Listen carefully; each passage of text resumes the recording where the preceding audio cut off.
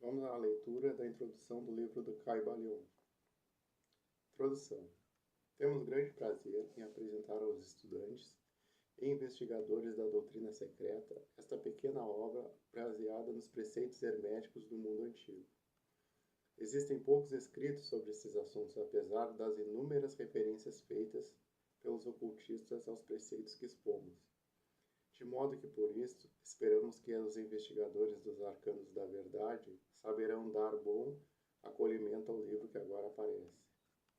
O fim desta obra não é a enunciação de uma filosofia ou doutrina especial, mas sim fornecer aos estudantes uma exposição da verdade, que servirá para reconciliar os fragmentos do conhecimento oculto que adquiriram, mas que são aparentemente opostos uns aos outros e que só servem para desanimar e desgostar o principiante neste estudo. O nosso intento não é construir um novo templo de conhecimento, mas sim colocar nas mãos do estudante uma chave mestra com que possa abrir todas as portas internas que conduzem ao templo do mistério, cujos portais já entrou. Nenhum fragmento dos conhecimentos ocultos possuídos pelo mundo foi tão zelosamente guardado como os fragmentos dos preceitos herméticos que chegaram até nós através dos séculos passados, desde o tempo do seu grande estabelecedor, Hermes Trismegisto, o mensageiro dos deuses, que viveu no Egito quando a atual raça humana estava em sua infância.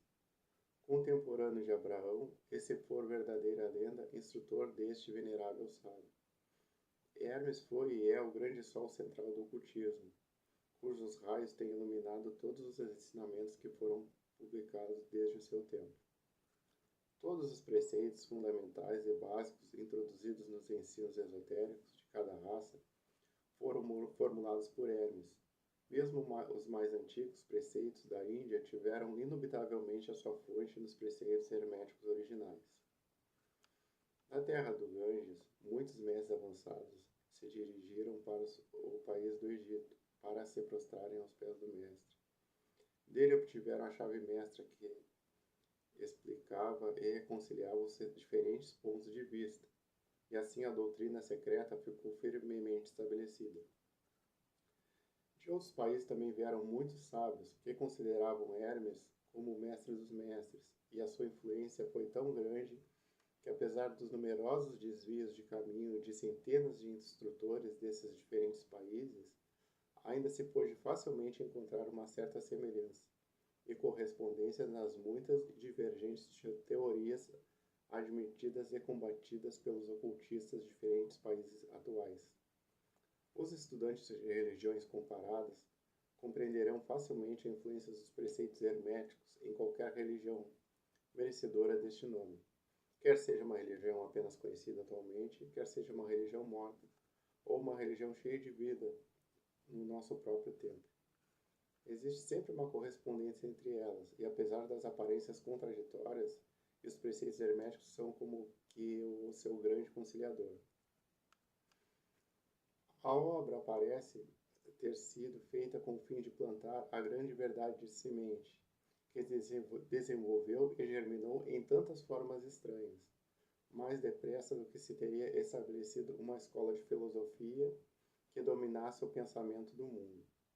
Todavia, as verdades originais ensinadas por ele foram conservadas intactas na sua pureza original, por um pequeno número de homens, que, recusando grande parte dos estudantes e discípulos pouco desenvolvidos, seguiram o costume hermético e reservaram as suas verdades para os poucos que estavam preparados para compreendê-las e dirigi-las.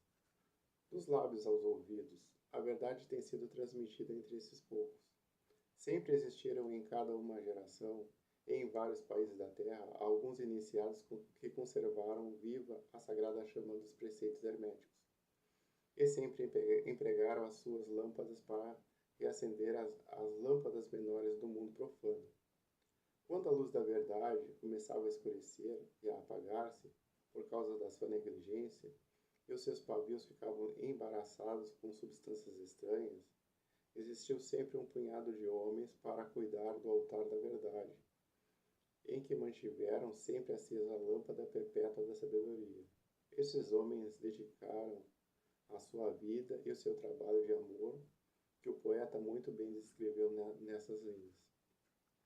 Ó, não deixeis apagar a chama, mantida de século em século, nesta escura caverna, neste templo sagrado, sustentada por puros ministros do amor.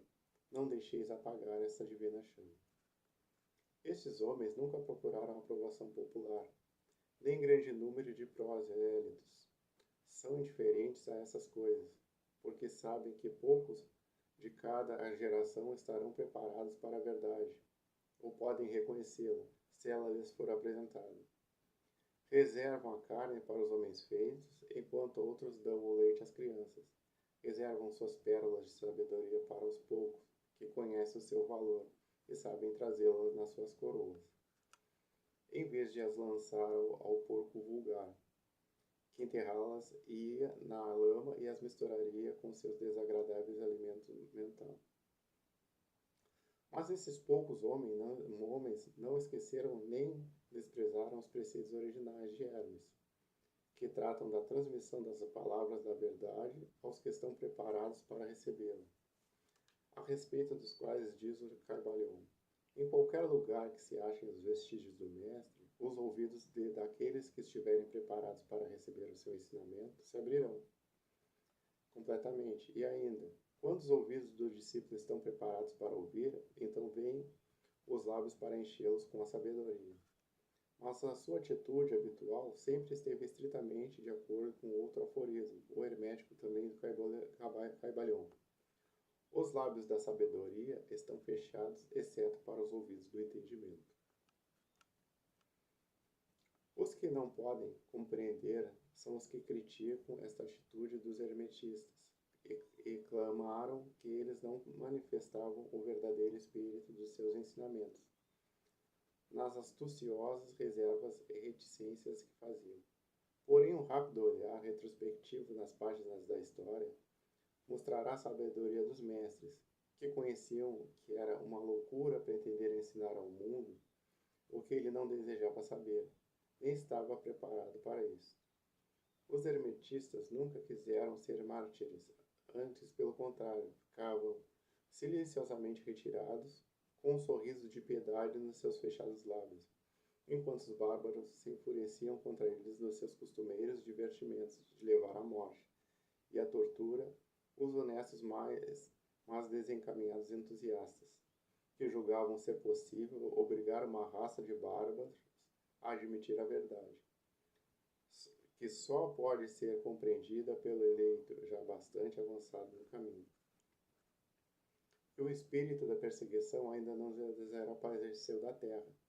Há certos preceitos herméticos que, se fossem divulgados, atrairiam contra os divulgadores uma gritaria de desprezo e de ódio por parte da multidão, que tornaria a gritar: crucificai-os, crucificai-os. Nesta obra, nós nos esforçamos para vos oferecer uma ideia dos preceitos fundamentais de Caibalion, procurando dar os princípios acionantes e vos deixando o trabalho de os estudar. Em vez de tratarmos detalhadamente dos seus ensinamentos, se fordes verdadeiros estudantes, podereis compreender e aplicar esses preceitos. Se não fordes, deveis vos desenvolver, porque de outra maneira os preceitos herméticos serão para vós somente palavras, palavras, palavras.